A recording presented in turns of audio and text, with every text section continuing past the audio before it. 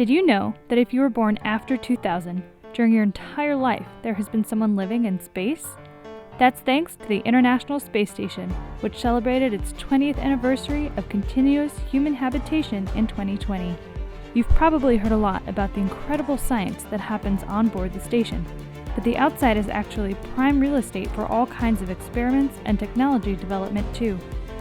The International Space Station is a great platform to demonstrate servicing technology because it provides power, data, there's robotics in space.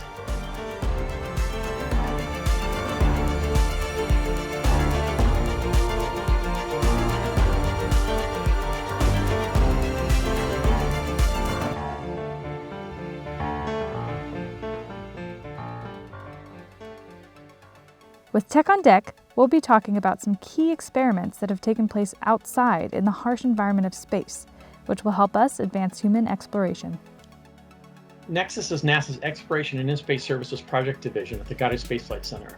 The goal of the division is to usher in a new era of more sustainable, affordable, and resilient spaceflight, both near the Earth, around the Moon, and deep into the solar system. Many members of the NExIS team started off with the Hubble telescope servicing missions.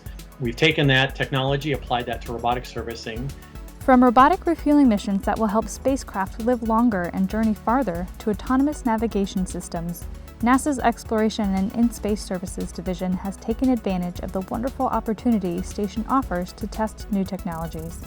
As we look to exploring our solar system and beyond, and establishing a sustained human presence in space beyond low Earth orbit, many of these technologies will play a key role. We use the robots in space station to demonstrate the technologies needed to enable satellite servicing in the future.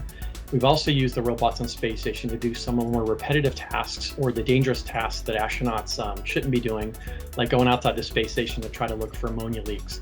Robots are very good at moving fine, delicate positions, moving back and forth, doing those sorts of tasks that would be challenging for humans to do. In order to live in space, astronauts will first need to reach their far-out destinations like Mars. This will require refueling and replenishment of oxygen supplies, things the robotic refueling missions worked to demonstrate on station. They will also need to be able to construct, maintain, and repair their habitats, as well as adapt to unforeseen circumstances. Because we're in space in low Earth orbit, we have lighting conditions that are representative of objects in space, and so allows us to launch tools and modules into orbit, put them on the space station, and then use those robotic technologies and all the infrastructure that comes with the space station to mature those technologies in a way that's much, much less expensive than if we try to launch our own satellite and demonstrate those for the first time, not using the space station. For these endeavors, NExIS's work with astronaut tools, satellite servicing, and on-orbit assembly and manufacturing will do the trick.